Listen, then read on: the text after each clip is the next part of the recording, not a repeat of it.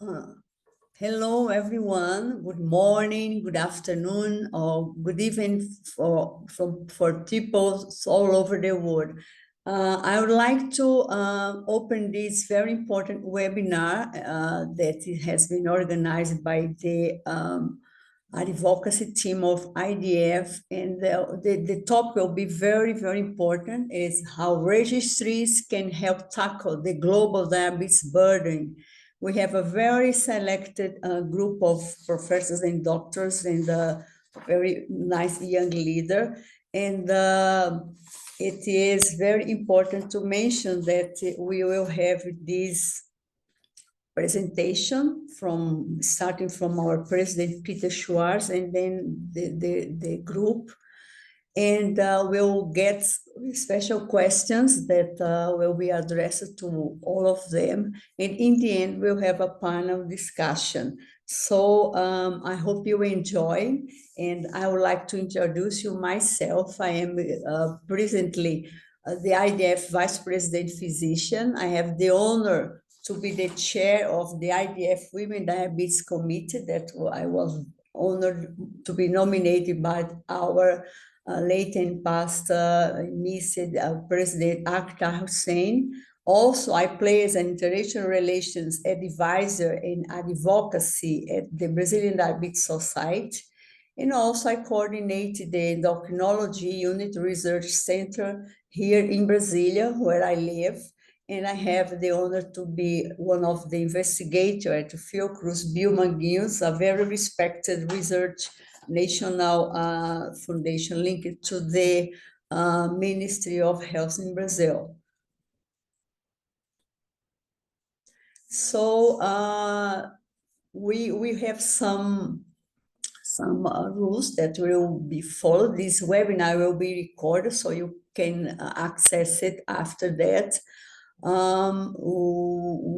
You can activate it, any of the subtitles here are not 100% accurate, and all the questionnaire and feedback and everything that will be needed to have your opinion will be sent to the registrants in a few days. And the participants who have attended at least 8% of this event online will receive an attendance certificate. Of course, only if they complete the feedback questionnaire, because this will be a very helpful tool for future presentation by the IDF.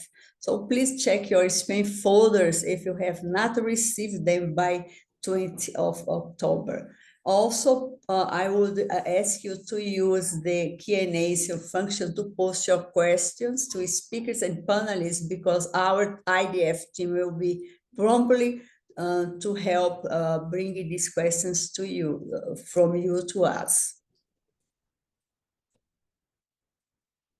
So the first presentation will be a recorded one. We have Professor Peter Schwartz. He is the IDF president, and because of the sad thing that we faced last July, he is the research group leader at the Paul Langerhans Institute in Dresden, in Germany. So we'll listen to his very kind message addressed to the participants and to the selected group of presenters that we have today.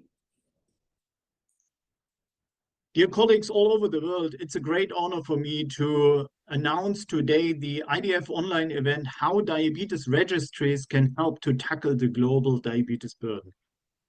It's a great honor for me to thank Dr. Hermelinda Pedrosa from Brazil to do the moderation of this event and to do the introduction of this topic to all of you. A warm welcome to anyone who is attending, because diabetes registry is becoming a very, very important topic if we think about the future of diabetes care.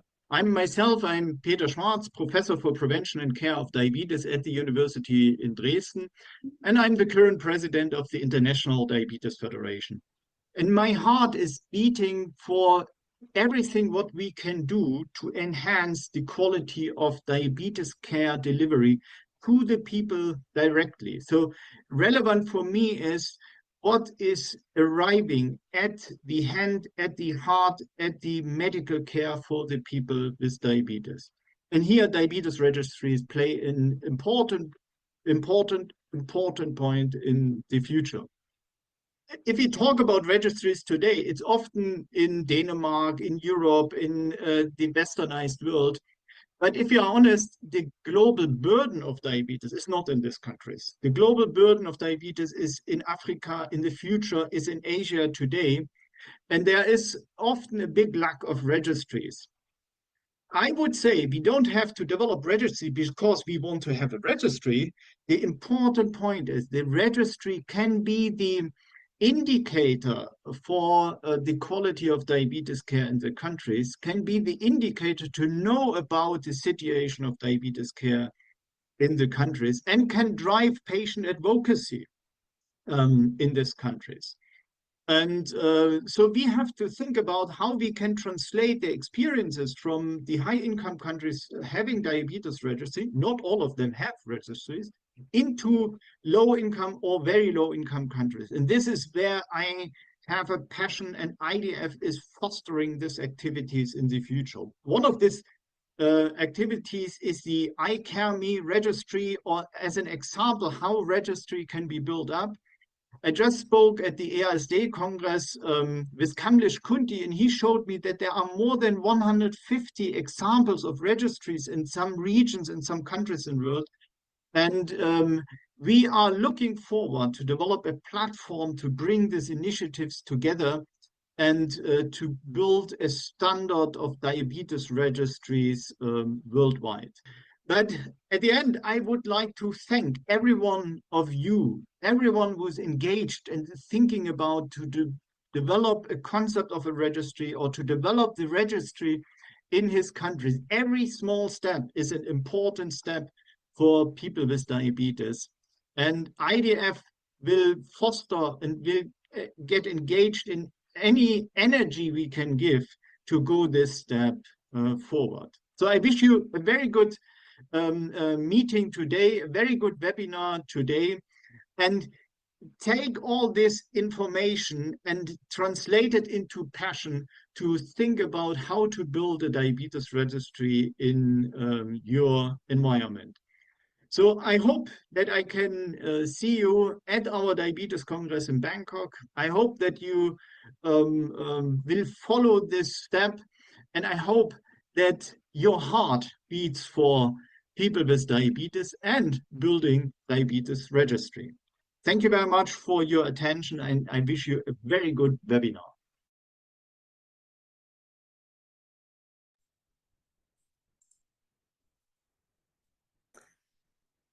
Yes, it's a great pleasure to see that we have over 600 people from all over the world attending this important webinar that, as Professor Peter just said, that might help to tackle this global diabetes burden. Now I have the pleasure to introduce you Professor Kamlesh Kunti. He will present the top real-world evidence, the next generation of clinical evidence. Professor Kamlesh Kunti is a very well-known professor, especially in the primary care diabetes and vascular medicine. He plays as professor at the University of Leicester, and he's also an important member of the iCareMe steering committee in the United Kingdom. Hi, thank you for joining me in this session on how registries can help tackle the global burden of diabetes with a focus on cardiovascular complications. These are my disclosures. So first of all, I thought take you through the types of studies and where real-world studies fit in. The kind of studies that we do are clinical epidemiological studies where we test treatments, and this is from randomized controlled trials. We have health services researchers who test health services. These are often cluster randomized controlled trials. Health policy research can also be done doing observational studies or cluster randomized controlled trials. There's the observational epidemiology, identifying of risk factors, etc. This is from cohort studies. There's population surveillance, monitoring what's happening at the population level. These are through population surveys. And then there's a lot of interesting implementation research looking to see the reach, adoption, implementation, and sustainability of an intervention that's been tested in a traditional RCT. And this is through a pragmatic randomized control trial.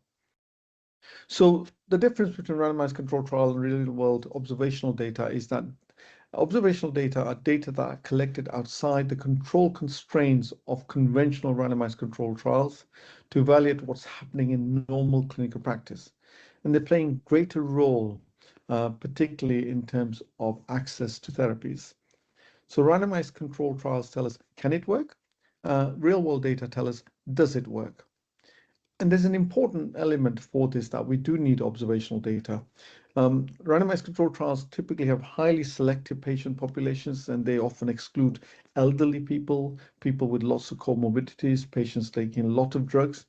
But we know that in clinical practice, when we're seeing patients, many of these people are older than 65, suffering from lots of diseases, taking multiple drugs. And these patients are really diverse and very complex. So as clinicians, we want to find out, how can I be sure that the randomized controlled trials results are applicable to my complex patients? And does that drug work in my real world? So they're becoming more and more common using registry data, real world data.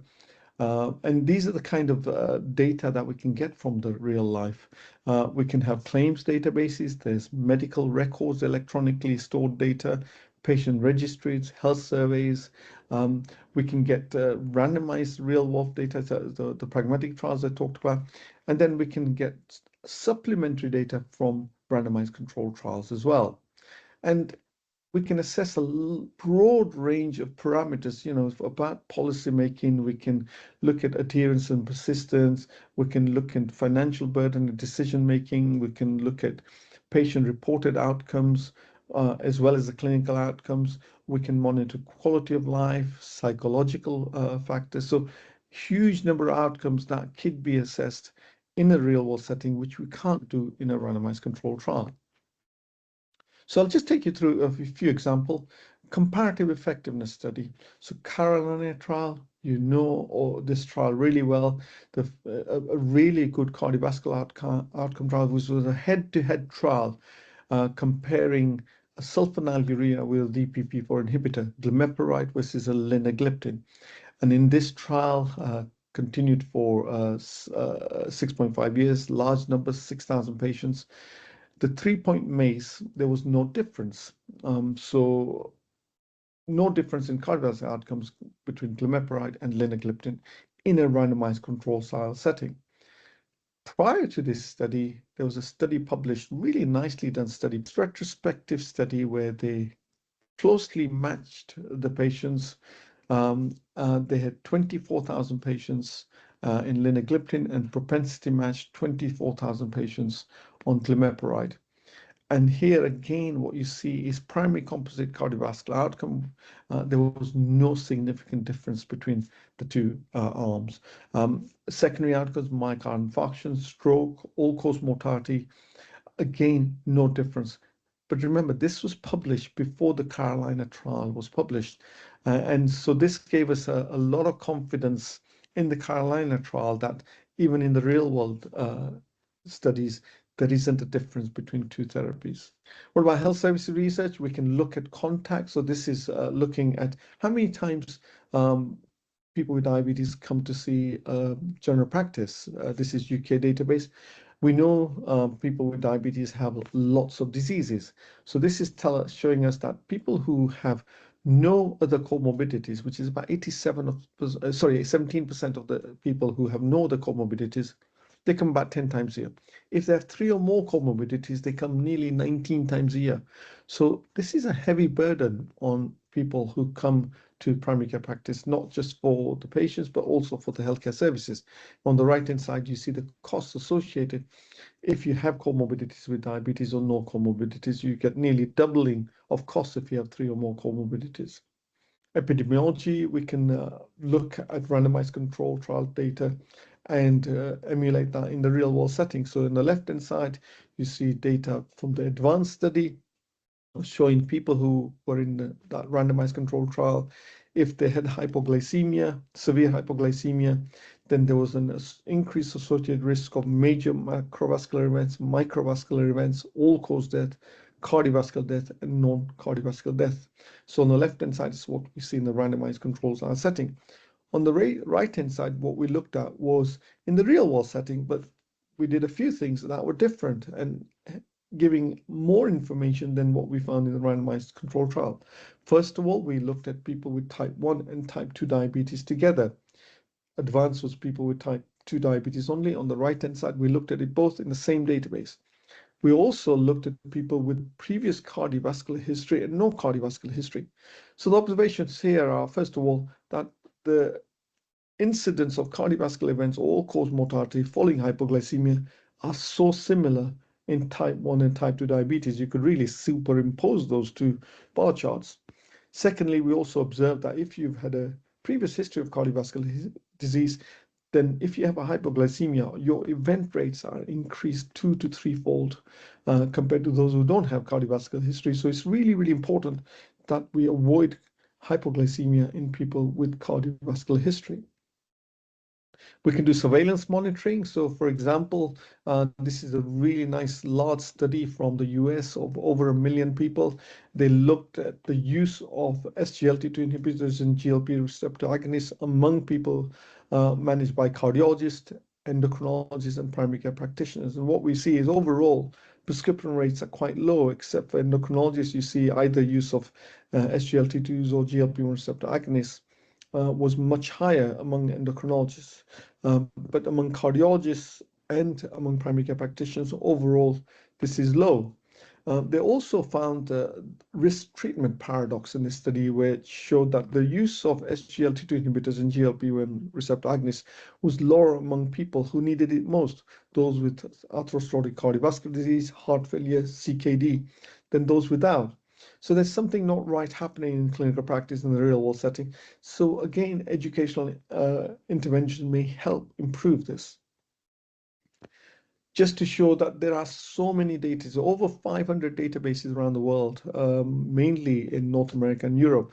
This is one of the largest global studies that have been set up, and I've been fortunate to be part of this, the IKMA Global Registry, which is an ongoing prospective investigator-led multinational, multi-centric observational study looking at the quality of care of people with CKD, endo type 2 diabetes, endo hypertension, or heart failure. As you can see at the bottom, the number of countries involved, and this has obviously increased since these slides were made.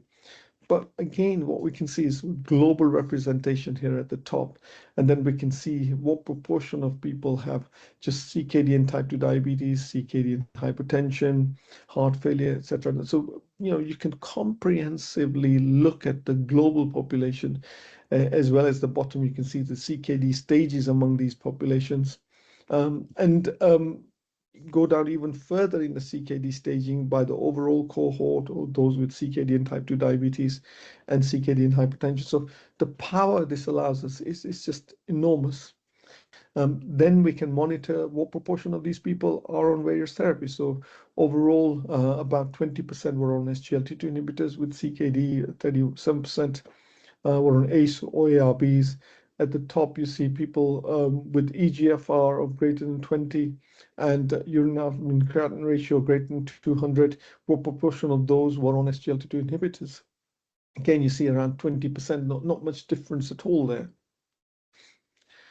The final thing that I want to talk to you about is that large data can help us develop models or predictive models. So here we looked at the large UK database and did a predictive model for people who are at high risk of getting COVID and dying from it. And lots of variables were put in there. As you can see at the top, have highlighted type 1 and type 2 diabetes. And this showed that these people were at high risk. So from this, we can put this in the model.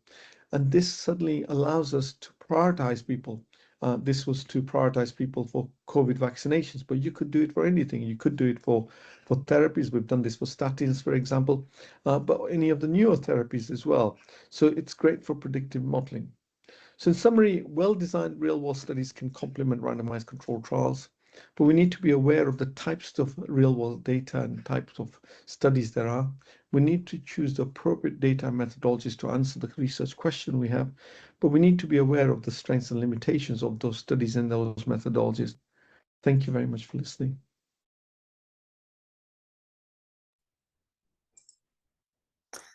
Yeah, very important and good presentation from Professor Kamlesh Kunten, and we shall have him later on to participate in the discussions and to take some questions as well.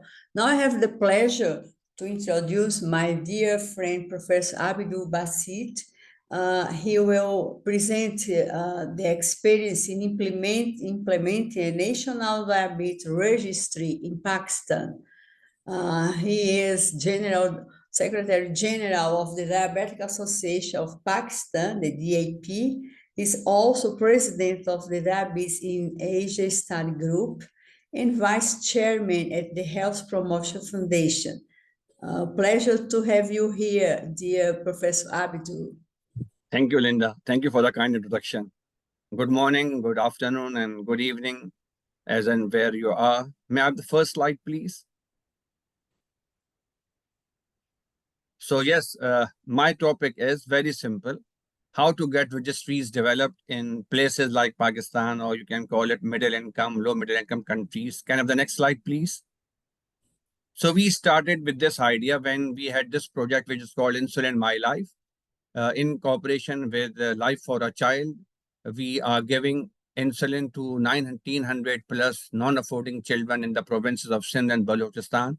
At that stage, I coined the idea that we shall have the data, as we call it real-time data, and make it into a type 1 registry. That's how it was started way back in 2006 and 2010. Next, please. Next slide, please. Then we had this eye-opening prevalence survey done in Pakistan for type 2 diabetes. And the amazing results or unfortunate results were that 1 in 5 people in Pakistan age 20 and above have diabetes. Next, please. Which makes that in IDF Atlas recently, we have 33 million people with diabetes in Pakistan, which is very huge burden. Next, please. So we coined this idea of developing DROP. DROP is Diabetes Registry of Pakistan. The name was developed by Professor Ashraf Fawad, my co-PI in the registry. And these were our aims and objectives: to get incidence and prevalence, national action plan and prevention policies, structured and uniform clinical care, implementation of the guidelines, then specific postgraduate teachings, policy making and legislation, and linking with the region. So these are all what are well known, why the registries should be developed and created. Next, please. So how did it progress? How did we get into the next phase? Next, please. So we involve our multiple stakeholders. Obviously, one of the main are the Ministry of Health, National Institute of Health, which serves for such databases. Health Research Advisory Board is a private NGO, of which I'm a vice chairman. We have been working for the last 10 years to develop research ecosystem in Pakistan. And one of our flagship projects is developing disease registries, and so was DROP. Health Promotion Foundation is a foundation we developed for developing welfare and charity setups for diabetes in Pakistan, and I represent Diabetic Association of Pakistan. Next, please. So we took the ethical approval from the National Bioethics Committee. Next, please. Now then, advocacy, as it is the term of the day or for the need for the time, as Peter Shavas in his address was passionate about, that we need people hard, beating with this cause for diabetes. So we had this MOU signed with the Ministry of Sin, and our slogan or mission is standardization of diabetes care. May it be in rural health centers, may it be in basic health units, may it be in private sector. And one of the aim when we sign such MOUs is to share the data for Diabetes Registry of Pakistan. So we have around 800 units in the province of Sindh under the ministry. And our aim is that all 800 units shall be, sharing the data with this registry. Next, please. Likewise, there is a public-private health initiatives. They have around 1,200 units in Sindh, and we again requested them that we shall have the data in Diabetes Registry of Pakistan. So the main aim of our registry to start with is the standardization of care in a low middle income country like Pakistan. Next, please. When later on we had this very big game changer, which is changing diabetes in children, a project of ISPAD, Roche and Novo Nordisk, and our Health Promotion Foundation, in which we have 5 main centers in Pakistan, 21 satellite centers yet developed. We have to go up to 32 within 2025. And up till now, 2,250 children are being registered with type 1 diabetes. This all data then falls in by default into our registry. So if we up till now capitulate what has been said, that we started low with a type 1 diabetes registry or a data for 1,900 children. Then we started signing MOUs for standardization of care with the government and multiple stakeholders. And now we have started to get data for major-ish projects which we are having joined in because of the registry or for the registry. Next, please. So how do we see its future? This is just a start, but how do we see the future of a disease registry in a country like Pakistan? Next, please. So we have coined this idea through Health Promotion Foundation that we need to develop a national diabetes network with 30 tertiary care centers supervising 300 secondary care centers, supervising or taking care of 3,000 primary care centers across the country. Please remember that we have got 33 million people with diabetes, and unless the care is standardized and the data is set as a central registry, we would not be able to ensure that care or access of care to everybody. What we have done for this is now made it mandatory to have a unique ID number for the registry and to make it integrated with all other running national registries. The ID is National Identity Card. So we have a national identity card for each individual in Pakistan. That's his unique ID for every individual of the country. That ID we have used for the registry. So it not only works for the diabetes registry, but is integrated with all the other national registries. And NADRA, which runs our database, a national level database, has kindly agreed that in principle that they will support us. So any national identity card number being put in, the registry data will flag in, inshallah. Next, please. Finally, I like to tell that the job is not so easy as we hear. So there are barriers, but there are solutions. We have stopped giving only barriers. So we talk that if there are barriers, then we shall try to find out the solutions. So one thing we learned is to initiate the process, and the governments get involved. Usually the progress is halted or delayed if the government isn't involved. But we are lucky that we are getting the government involvement sooner or later and with the fullness of time. Capacity building is something we ought to remember when we are talking of developing registries in low-cost setups. Start with minimal model registries to make it time effective. And obviously, educate anonymization ought to be there for data security. We are running, and as we said, private-public partnerships with cross-financing models, therefore ensuring sustainability. And this kind of implementation and surveillance gets stronger with the government involvement and with bodies like WHO playing a key role. Next, please. We were lucky that IDF kindly selected our drop registry as an example for LMICs. This is the IDF guide published, diabetes epidemiology studies, and so our registry was selected, for which we are honored and humbled. Next, please. I like to thank and finish off by thanking the national institutions which are supportive of our collaborative works, including registries. Next, please.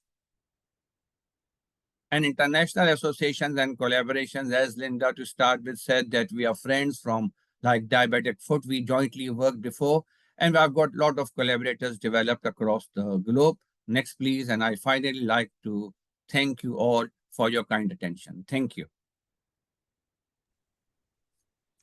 Thank you very much, Professor Abdul, for a very impressive data, and you are really a very good and active person in your country and in many other areas in the world, and I congratulate you all for this. Now I have the pleasure also to say that we have a very great number of people that are participants in this important webinar.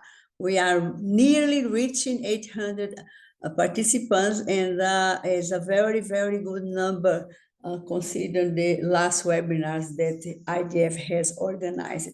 I have the pleasure now to introduce you Professor Farshad Farzadifar.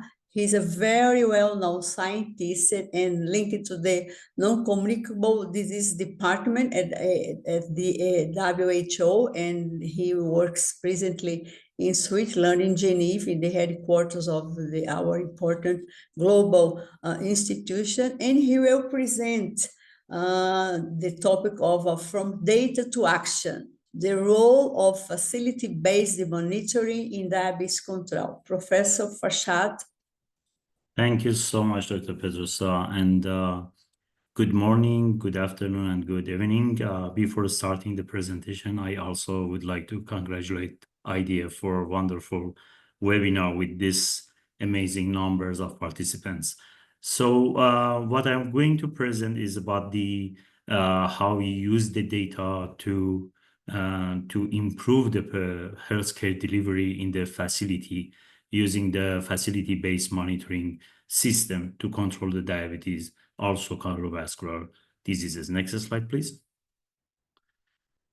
So WHO is responsible to make sure that creating a set of the norms and the standards for the sake of efficiency and effectiveness, and also providing the tools and the techniques that are needed for implementation of any component of the health domain, and moreover, providing technical assistance to the country. When we are talking about the NCD surveillance system, for WHO, we are talking about 4 different sources. Registries that could be vital registry, cause of death, cancer registry, diabetes, type 1 diabetes registry, and so on. So we are using these to address some part of the problems that we have or we wanted to look in the domain of the control of diabetes. Also, we have population-based health surveys like a STEP survey. Probably you have heard about this. And also, we are concerned about the governance and policy that need to be tracked. And we have a study, we call it NCD Country Capacity Survey, that is responsible for tracking the governance and policy, workforce, and financing components in this area. And the newly added item is, we call it facility-based patient and program monitoring, which is responsible for collecting data in an efficient way at the facilities, healthcare delivery system, to provide healthcare professionals to improve their performance in their system. Would you please go to next slide? In terms of developing the norms and the standard, now we have this non-communicable disease facility-based monitoring guidance. It is available in the website. If you search the name, you can find the document. And this document created already 22 core indicators as 59 optional indicators for 7 different diseases, including cardiovascular disease and diabetes. And also provides the metadata, which is standards for calculating the indicator. Next slide, please. The list of the diseases are cardiovascular disease, including hypertension, diabetes, asthma, and COPD, breast cancer, cervical cancer, childhood cancer, and 1 item as a general cancer. And the way that we came up with these indicators, the intention was to have a very limited number of indicators, because for many facilities in primary care setting in many countries, resource limited countries, they have 200, 300 patients per day. And so they don't have that much time for recording every aspects of the treatment or patient care and so on. So we came up with a very limited number of the indicators. And we use the systematic review. Also, we use a Delphi method and receive the feedback from more than 100 experts across the world in different disciplines for health. And finally, we consider the global and regional priorities to come up with the list of the indicators. Next slide, please. So this is the example for diabetes, the second one you see here. And those blue triangles are actually the core indicators, as you see here: availability of core medicine for diabetes, availability of plasma glucose testing, and hemoglobin A1C are the core, which are facility level, and only one patient level, which is glycemic control among people with diabetes. Of course, we have the other aspects as an optional indicator for treatment and complication assessment, and also for outcomes. But this is a very limited list to make sure that every single country is able to collect this type of data. Next slide, please. For each indicator that we developed for diabetes, for hypertension, and other diseases, we created a metadata, which is a standard purpose, which is the standard of the indicators and includes the purpose of the indicator, what is the definition, what is numerator, denominator, how we calculate the indicator, what are the aggregation levels, what are the disaggregation variables, what are the source of data, which are the key elements, key data elements, and what is the frequency of reporting, who is going to use this data, what are the limitations, and the source of the data. Next slide, please. After developing and publishing this, we came up with developing also tools for data collection. So we come up with the DHIS2, which is an open source digital platform architecture that is developed by Oslo University and is now being used by more than 80 countries across the world. So we developed a generic version of the NCD DHIS2, which for both aggregate and also patient tracker, which is at the patient level individual. I'm not going to explain how it works, but hopefully next month, we are going to launch this digital platform to be available for every single facility across the world. Next slide, please.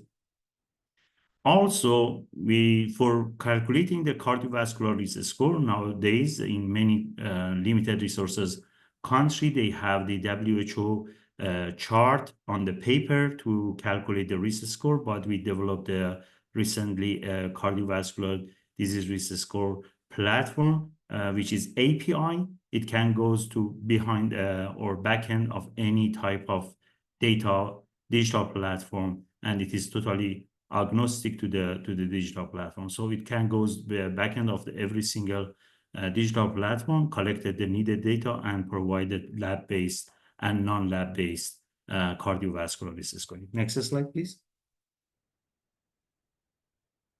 Also, now we are developing the universal NCD dashboard that helps facilities to compare themselves with the average of the specific, in each indicator that we already discussed, compare itself with the average of this indicator in the district or province or national level, and also set the targets for some specific level and see the improvement to achieve the target for that level.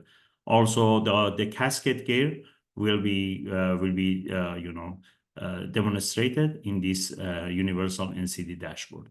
Next slide, please. In overall, in WHO, we are developing the norms and standards for facility-based monitoring guidance and also for global monitoring framework. And probably in November, we are going to have a launch for global diabetes monitoring framework, which includes all indicators you need to progress to monitor the progress of the diabetes prevention programs. Also, we are working on the secondary and tertiary facility level, because what we just had and I presented was about this primary care settings. And in terms of tools, as I said, we have DHIS2, we have another digital platform, we call it e-registry. And this e-registry is a more comprehensive version. Just for your information, the recording of the data for follow-up patient in the DHIS2 takes less than 30 seconds. And for new patient, it takes less than 1 minute. But for e-registry, it takes more. Also, we have planned to include the patient-reported outcome measures in the system. And the other, the tools and techniques that we are developing. For every single country that is planning to implement the DHIS2, we are providing technical assistance on end user testing to make sure that there is a complete adoption for the process of the adoption of the digital platform, to make sure that this digital platform is compatible with patient flow and data flow in that specific countries. And also we are developing nowadays in the NCD routine health information system assessment. And for every single country nowadays, we are working in Ethiopia, in Ghana, in Uganda, in very soon, hopefully in Djibouti, in Nepal. And for every single of those initiatives, we have the monitoring and evaluation. And we recently implemented the monitoring and evaluation, midterm monitoring and evaluation for NORAD project in Ethiopia, and the results are going to be published very soon. Next slide, please. Thank you so much for your consideration. Thank you very much, Professor Fazada, for this very impressive presentation, reaching in many global aspects of the importance of the registries. I would like to introduce you now our representative from Mexico, Mrs. Diana Novello Alzina. She is Young Leader Mentoring Council's Treasurer of the Diabetes Association of the Southeast Mexico, the Asociación Mexicana de Diabetes en el Sureste, and she will cover the aspects and anecdotes around the type 1 diabetes registry. Welcome, Diana. Thank you, everyone. And I want to thank IDF for the invitation and the public for coming here to learn about the efforts related to diabetes registries. Next slide, please. Well, I was invited to this event because between 2017 and 2019, I committed my project as Young Leader in Diabetes to joining forces with the national movement in Mexico called One Voice in Type 1 Diabetes, which as one of their objective had the implementation of a national registry for type 1 diabetes, which is currently lacking in my country. And I committed to registering specifically people from the state of Yucatan. And as myself, we were like 25 associations around Mexico. I believe that a national registry is crucial to gaining complete access to treatment, at least in our country, in Mexico. And this data is needed to advocate for policies that improve the quality of care, to appeal and demand for a budget specific for this population, and ultimately to deliver better care. Next slide, please. And now talking about the labor behind the data collection, between those 2 years that we were working in Yucatan with the registry, my hometown diabetes association and I were committed to this registry specifically. And I had the task of contacting people living with type 1 diabetes who were not beneficiaries of my association. And I presented myself to them individually. I talked to them about this national movement in type 1 diabetes, the objectives, the goal, and ultimately I asked them if I could register them in our database for the registry. Meanwhile, in the association, they were registering the kids and adolescents who were beneficiaries. From my perspective, I would like to achieve list some achievements, challenges, and recommendations. First of all, the achievements. We reached an internal registry in Yucatan of 130 people living with type 1 diabetes, and nationally, 2,279 people. Another achievement is that one of the volunteers in the multidisciplinary committee, because we were divided in different committees for this national movement, I was in the registry committee. But a volunteer in the multidisciplinary committee compiled information, and he analyzed the data and shared the findings with the rest of the team so we can use this information for related initiatives. And we have, yes, some barriers, some challenges. From my perspective, we did not achieve sufficient participation from our associations, perhaps due to the lack of volunteers or maybe due to the lack of training in filling out the database. And I want to comment that in the first half of this period, of this 2 years period, we were filling out a database manually, one by one. And we were doing calls and manually filling this database, and all of this was very highly time consuming. Another barrier, another challenge is that in the second half of the period, we changed the tool. We start using Google Forms to compile the data easily. And although this tool was friendly to use, from my point of view was also informal, and it led to more unanswered questions. So at the end, a person that had one unanswered question was a person or a registry that could not be counted in our registry. And finally, some recommendations or areas of opportunity. First of all, I believe that it is essential to appeal, preferably for an official national registry using specialized software and supervised by the National Health Service, so they take responsibility and ensure the data remains organized and safe. But if civil society must manage the registry as it was our case, I recommend investing in a reliable software managed by an advocate with a specialty in the area, so the problems related with the software and the technology can be solved promptly.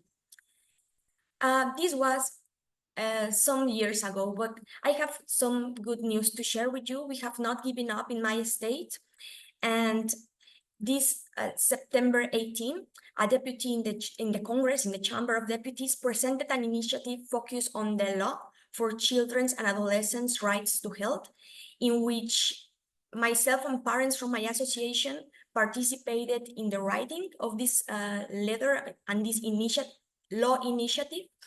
And we appeal for a national registry conducted by our national health institution. And we also ask for a complete and modern access to treatment for type 1 diabetes. And I hope that this will be approved and expanded to adults with type 1 diabetes also. This is what I wanted to share with you. Thank you for listening.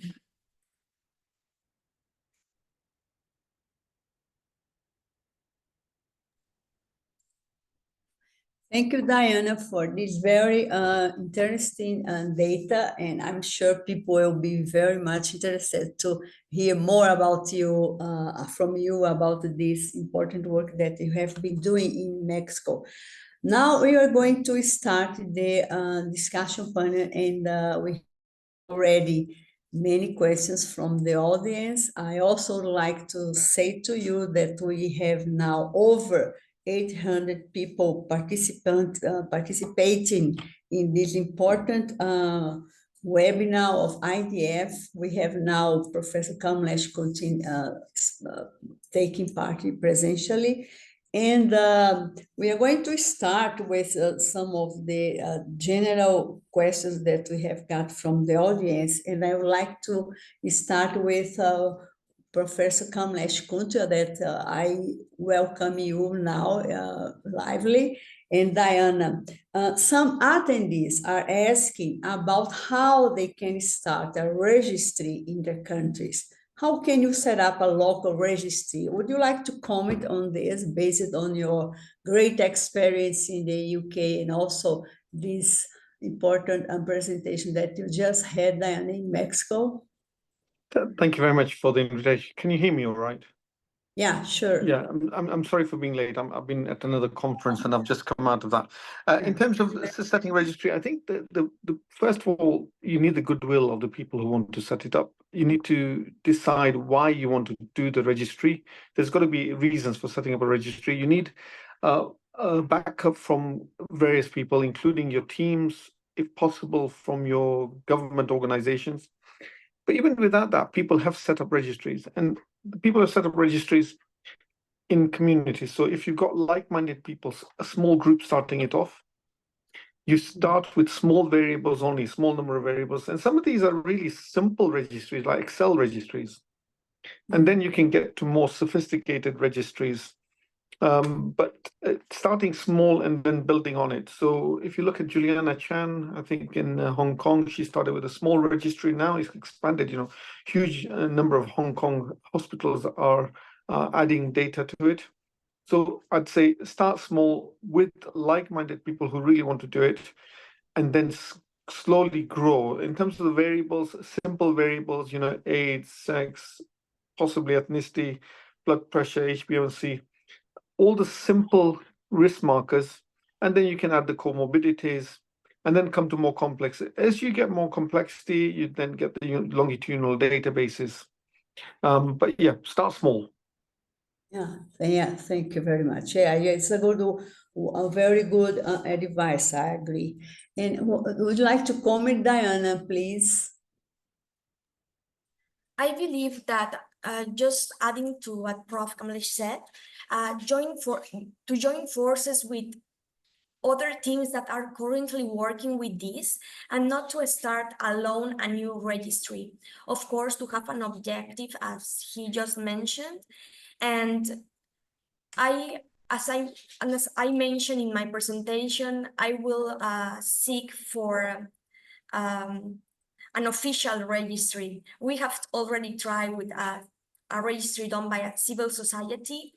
It helped, but nowadays it's not enough. If we want to access for a complete access to treatment in type 1 diabetes, I believe that this has to come from the top, from the government, from our health services.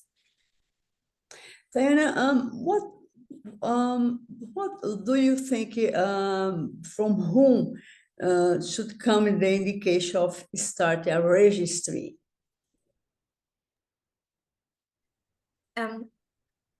I believe that the government have to take the decision and to take the to have us in mind, so they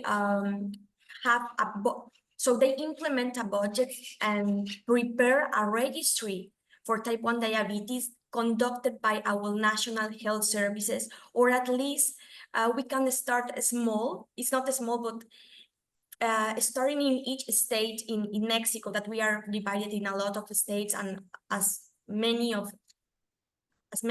like in your countries, at least start small in each state, and maybe then expand to the whole country. But I think it has to be a government, an order for the government. Yeah, thank you very much. Now I have this other important question, Professor Kunti. What is the optimal amount of variables to collect are chosen to ensure long-term sustainability of registries? That's again, depends on what capacity you have within the team. What is the purpose of having the registry? What are the research questions or clinical questions you're going to be asking? I mean, it can be as extensive as you want. You can add data on all the biomarkers, such as your usual ones, BMI, HbA1c, etc. But as time goes, you may be able to put your data on echocardiography, on your other imaging, your biomarkers such as pro-NT-BNP. Anything's possible, but I wouldn't run too fast. Take that on board. Don't go all out and say, I'm going to do everything because that often fails, because it's not sustainable. You need a lot of manpower, a lot of funding sometimes, but I'm not talking about funding as in cash, but people's time. So you've got to have the capacity to develop this. There's no reason why you can't start small. And then you may think, this is a really important element that we want to bring in. So in UK, we have databases with thousands of biomarker data. There are others where we have small numbers. most of the time, if, for example, the diabetes registry, we're just using your usual things. It's age, sex, ethnicity, comorbidities, your risk factor control. And if you have linked data to outcomes, so we have linked data to hospitalization, we have linked data to Office of National Statistics for mortality. All of those are really important for longitudinal data. But you don't have to have those, because you can add those manually as well. Yeah, yes, I agree. And also we know that sometimes people want to be to cover in a very ambitious way, and sometimes they really get lost in their own registry. Very good Absolutely, point. yeah. Yeah. Also, now I would like to hear you, Professor Farshad, and also you too, Professor Kunti. Do you both think it's beneficial that different authors collaborate in the research for a registry database? Yes, sure. Before answering this question, I would like also address the previous one. As Dr. Conti mentioned, it is important why you are doing this registry, the purpose of the registry. And for example, if you are doing it for just surveillance of the diabetes at the system, the other question that you have to ask is in what level you are going to implement this registry. In the primary care setting, you need very, very limited number of the elements for collecting data. And if it goes to the higher level, secondary and tertiary, so you need more comprehensive data. And it makes sense because usually you have a limited resources in the primary care setting, and you don't want to spend like 10 minutes or 15 minutes just for recording of the data for one specific patient. So our experience in the primary care said that you have to limit the number of the elements for data collection to the level that it takes less than 1 minute for each patient to be recorded, not handling the patient, just recording the patients. And back to the question about the authors collaborating on the registries, for sure is a cumulative collaboration that makes a huge impact in the system. So in the both of idea that you wanted to use to you received to come up with answering the different questions, and also in terms of pulling the data from the different registries for answering the question using the real world data, that would be also very helpful. So I do believe the answer is yes, and I'm encouraging this approach for any single registry to be able to include more collaborator, and also to be willing for pulling the data in the way that it increase the effect and the effect size of any analysis that they want to do. So it's Kamlesh, I'll just add to that. In terms of the database, what Professor Farshad mentioned, the UK database is all primary care based, because we have a really good primary care system, and we hold all the data. So every time patients are in hospital, we get the data. 90% of people in the UK are managed in a primary care setting. So it all depends on your healthcare setting. The other thing is, if you can make the database automated, the better. So if people, so in the UK, everything is on a registry. Everything, all the data are on a computerized. We don't have a handwritten notes at all. And for the registry, those data are automatically taken out on a regular basis. I mean, that's the long-term plan, that you want to get an automated system where data, you don't have to put the data into the registry. You're using your registry or your computer system for managing those patients on an everyday basis. And then you use the data to extract for your registry. In terms of collaborators, I think now we're talking about cardiometabolic renal. So having all those collaborators, so people who are in primary care, cardiologists, diabetologists, renal physicians, you want your statisticians, you want your data managers, all of those people should be involved from the start, because then you'll get a comprehensive data, you'll get input into what data can be extracted, how to structure the data, and what the variables that are necessary from the other cardiometabolic renal conditions that would be important to do. So definitely, I would say from the start, don't start off without just on your own. get a group together, think it through, take time over it. The time spent at the beginning will be well worth it later on. Okay. Thank you very much. Now, I would like to hear you, Professor Abdul. What are the main challenges that researchers can face when developing registries? Also, I invite you, the panel, to do comment as well after him, please. Right. And thanks, Linda. As I highlighted in my lecture, and also others have highlighted that for registries, especially in low middle income countries or middle income countries even, start with small objectives, small single 2-3 aims, maybe thinking high, but start slow. And usually we fail when we are talking of ideal things. In low middle income countries, databases, softwares from start with, having ministry involved to start with may not be true. Having integration of secondary and tertiary care. So concentrate on primary care. Diabetes and NCDs, for that matter, is an issue of primary care. Start with primary care. What we started with our registry, people will say we don't have computers. We said, okay, no worries. We just send the data in hard copies and we'll put it on Excel sheet. We don't have the sophisticated software to start with. So, okay, we'll put the data on the Excel sheet. Then ministry and government, they cannot be underestimated or undermined their importance, but they come into play usually when they see something happening at the start. Then who starts the registries? And I think the most important person is the one who has got the passion for it. May he be a practitioner, may be an IT person, may he be a person with diabetes, anybody who has got the passion. And as Kamlesh is saying, take the time at the start. It may be 3, 4, 5 years. We coined the idea of the registry in 2006, and it started to materialize in 2016. But yes, we are now willing to share with everybody or anybody who is keen that how can we minimize the time period. But start with whatever resources one has got. And then NGOs or multiple stakeholders will come into play. Civil societies are playing a special or important role in low middle income countries. So we do not ignore them, or we shall not ignore them.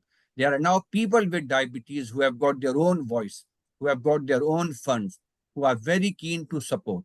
So all these jump in together, integrated together. And then time will come when secondary or tertiary care. And as I said, that we in our country now have got 10 registries, so integration with renal or cardiac societies, etc. That is the next step when it comes to starting the registries. Thank you.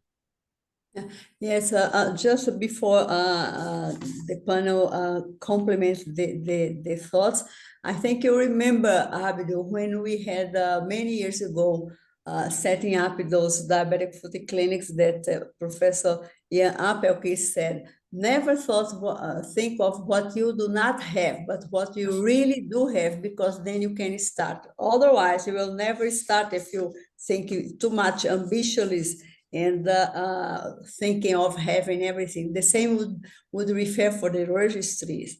Would you like to comment, Professor Fashad and Professor Conti, and also you, Diana? So just one point adding to what Dr. Basit mentioned is making sure that you are onboarding private sector also. The private sector is having a very strong role on on service delivery, and if you ignore this, you are ignoring a big part of this. For countries that the private sector has its own share of from the service delivery market. Yeah, see, in the UK that wouldn't work. We wouldn't be allowed to work with private sector. All the patients have to consent, and majority of the patients, because it's a national health service, they are contributing to national health service rather than private sector. That people have antibodies against private sector.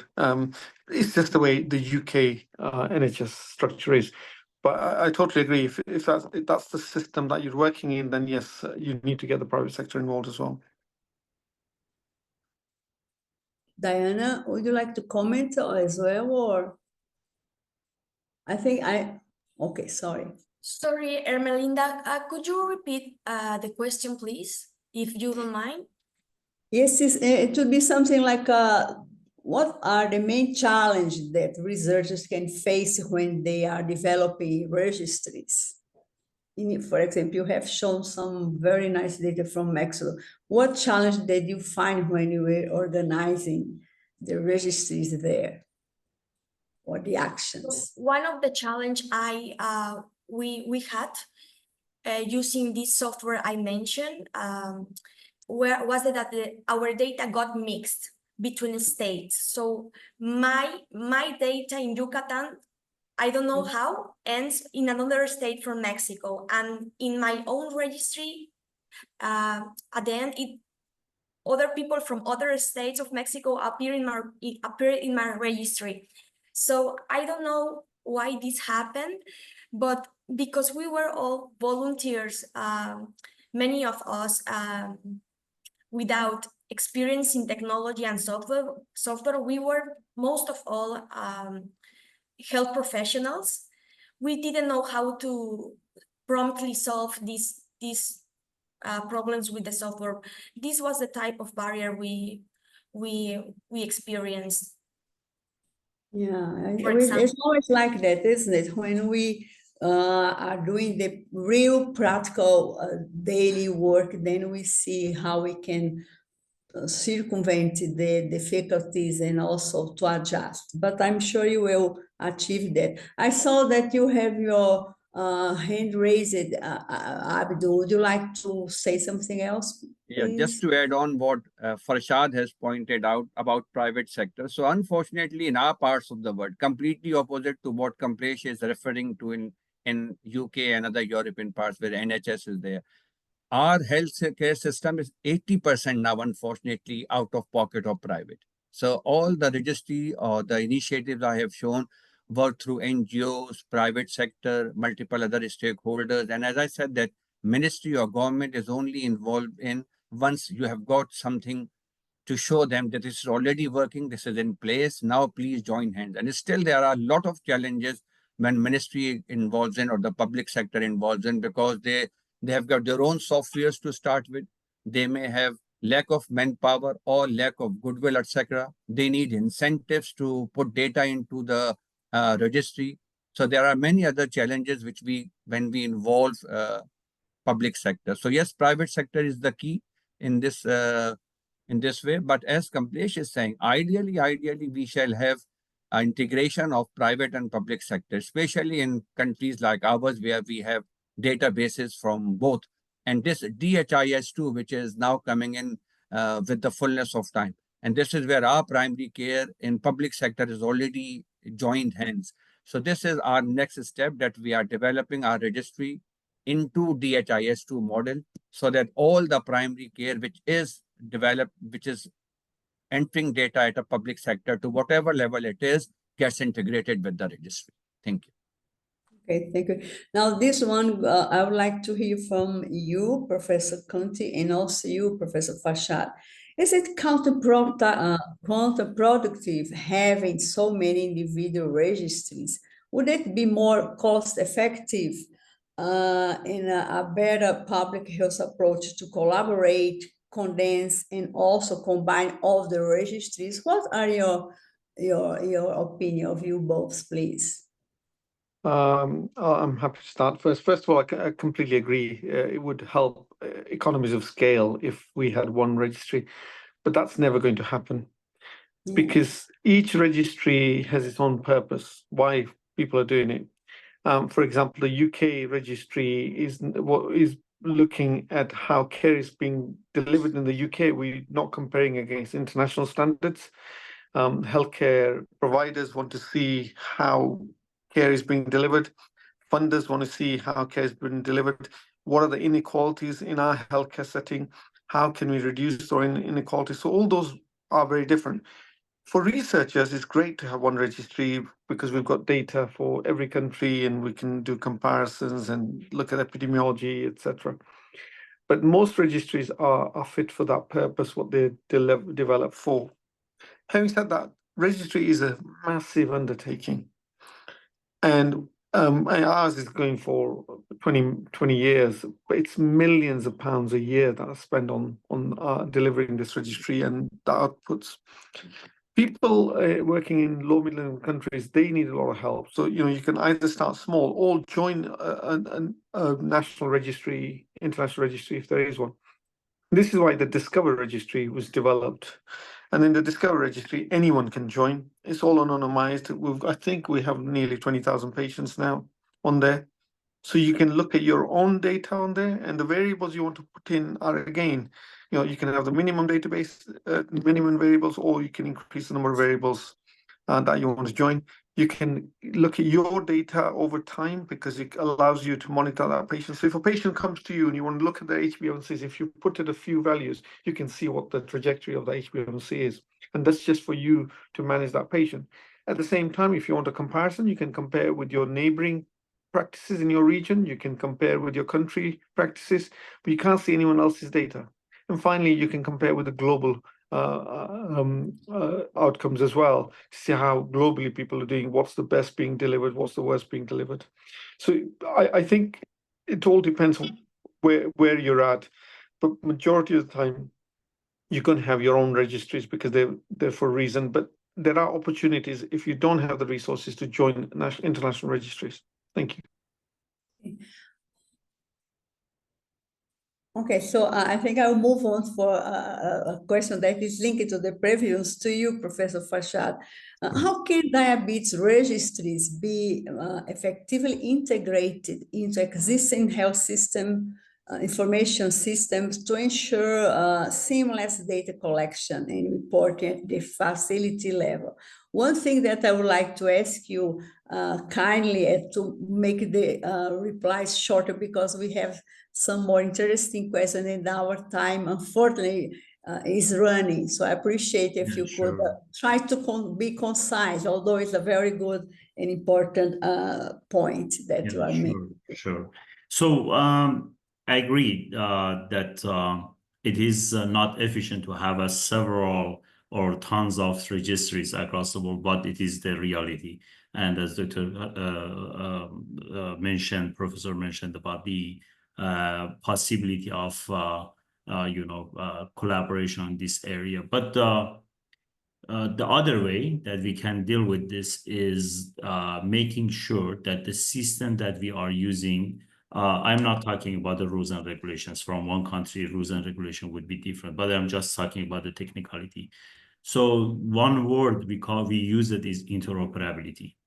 And one way to make sure that the whole system that you are using for data collection is interoperable, which means they are capable to interact each other and have a transaction of data from one digital platform to another digital platform.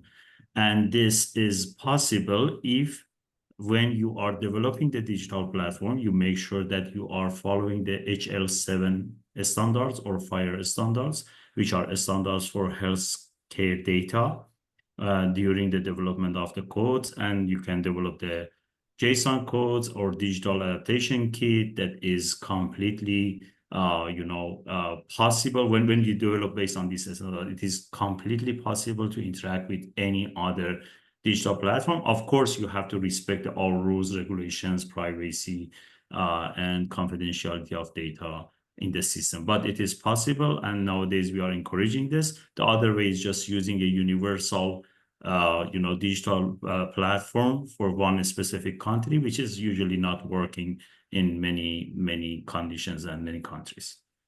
No, thank you. Now, I think there is one point that is very important is confidentiality of data. Abdu, would you like to comment on this aspect of patients' registries, full proof of ethical issues like confidentiality, data sharing, and country-specific legalities, especially in very low and low middle income countries that face very hard times sometimes to implement some registries with these aspects?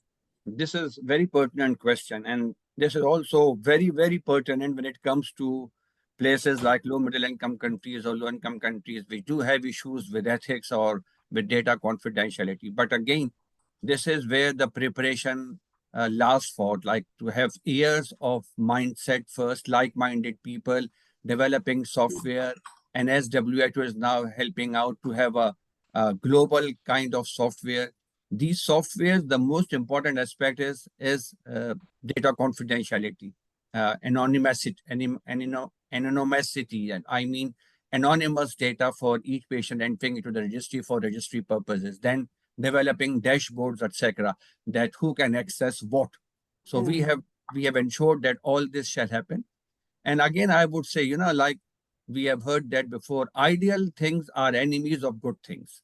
So start with whatever one has got, minimal registry model, instead of thinking very big or to start with like integration, etc. But this is important to start with, that you ensure that confidentiality is there, that the consent is there, that the institutions or the primary physicians integrating with you or sharing the data, they shall have the confidence that their data will remain anonymous.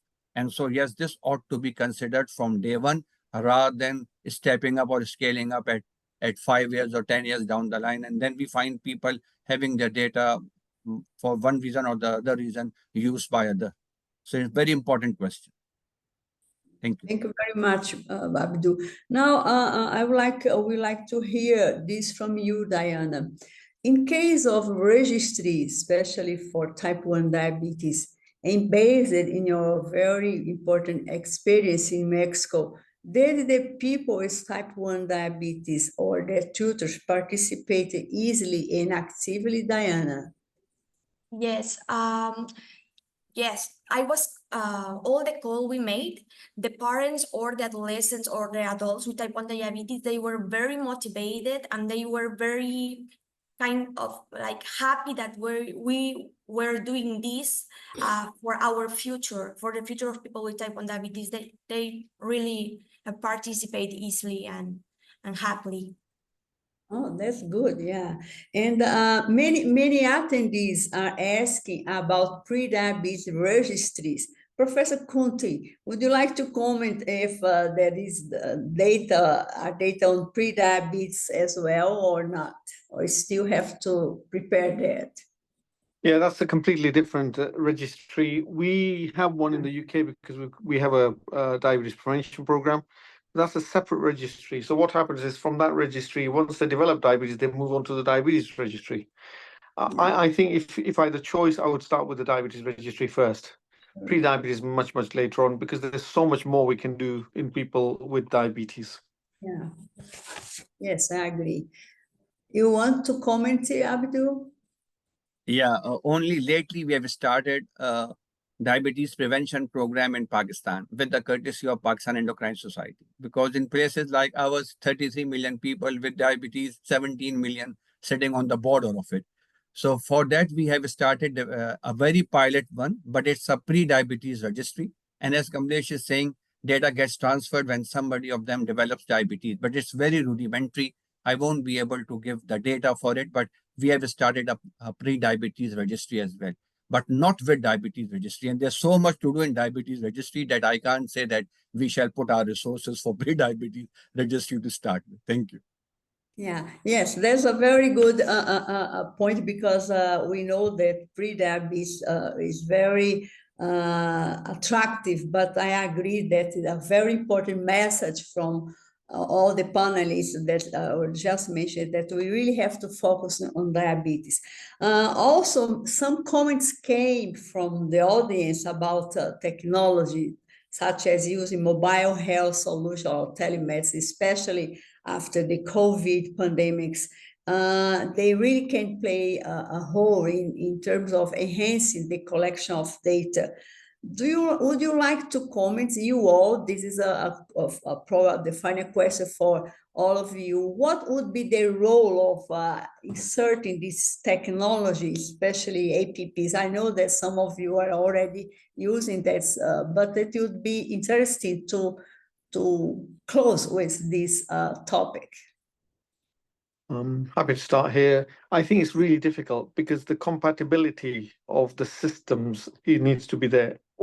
There are so many wearables now that you cannot transfer data between different variables and different computer systems. So I think we're at an infancy at the moment. But for data like CGM, we are starting that. So because with CGM, there's only a couple of companies that majority of people are using, and we have got over the hurdles of accessing that data. And again, we can do it because we have one NHS number, one identifier, patient identifier. Yeah. So it goes straight on that patient's identifier number. But I think technology, we're far, far away from it. Okay, yeah. Professor Farshad?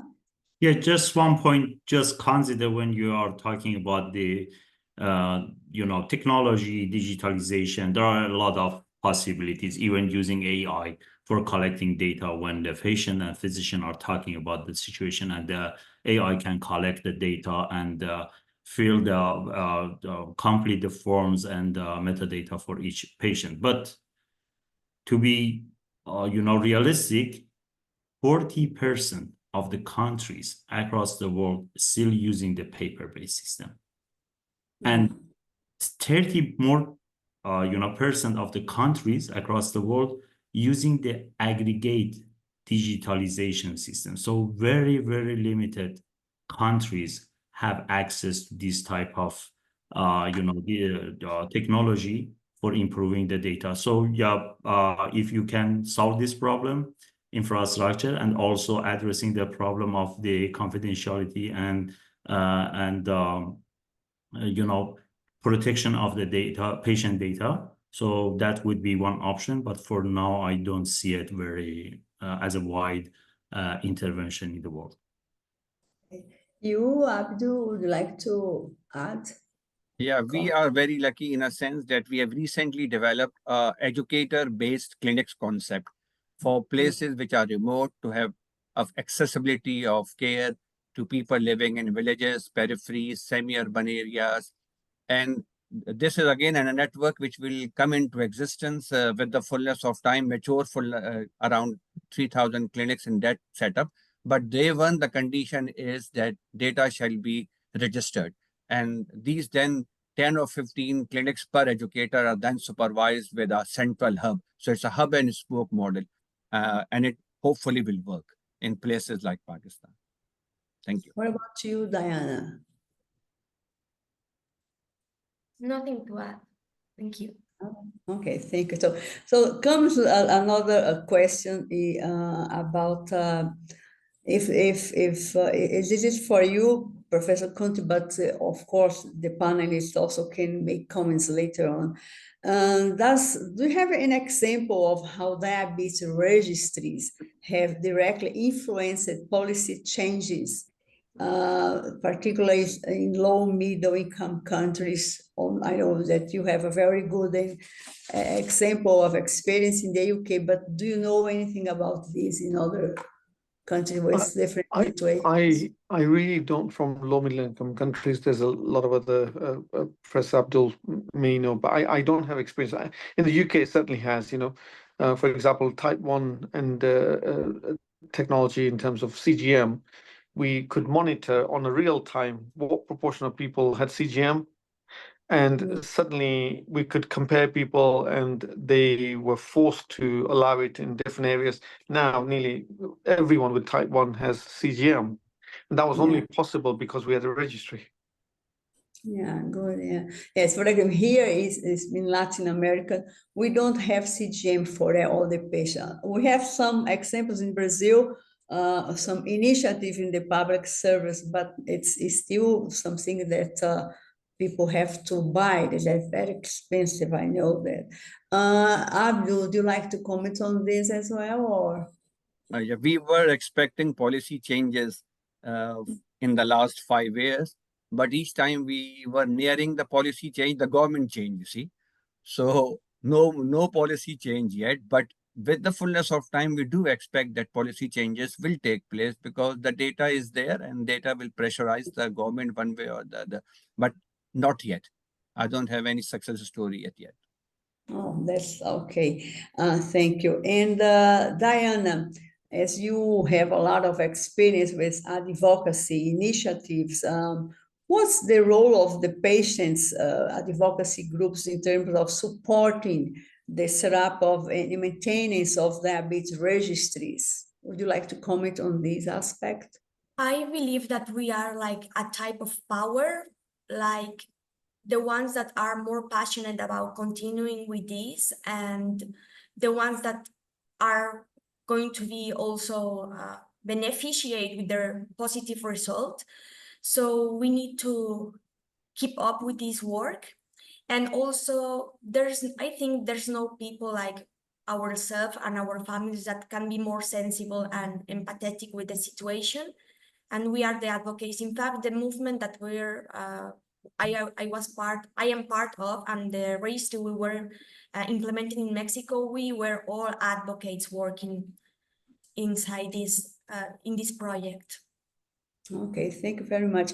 Unfortunately, we are really getting to the end. We are even going ahead of our time, but I cannot close without making these questions, starting with you, Abdu, and of course, I would like to hear everyone's comments, but please, in a very concise way. What are the future of the registries? Do you see any perspective on this? From my point of view, very hopeful that one day primary, secondary, and tertiary care will be integrated, and one day ministry will take over on board, and then we'll have public sector resources and data, and then integration with other societies and other registries. So yes, future is bright, and that's why we need to work. Oh, great. Professor Farshad? Yes, very quickly, population health surveys are very expensive. Clinical trials are very expensive. And I see the registry would be the only answer for an efficient way to address the questions related to diabetes in future. Yeah. Oh, great. And you, Professor Conte? I completely agree. I think the more data we can integrate, the better. Primary, secondary care, we're doing that. But then imaging data and have that somehow integrated. Imaging data is really difficult to integrate, but there are technologies available. So that would be good. And then we're not now just talking about diabetes, we're talking about multiple long-term conditions. People don't just have diabetes, so having all the other condition data integrated would be good. And finally, as Dr. Farshad said, data-driven trials and getting the outcomes from those registry data as well. That's a much, much powerful way of doing efficient trials. Okay. And you, Diana?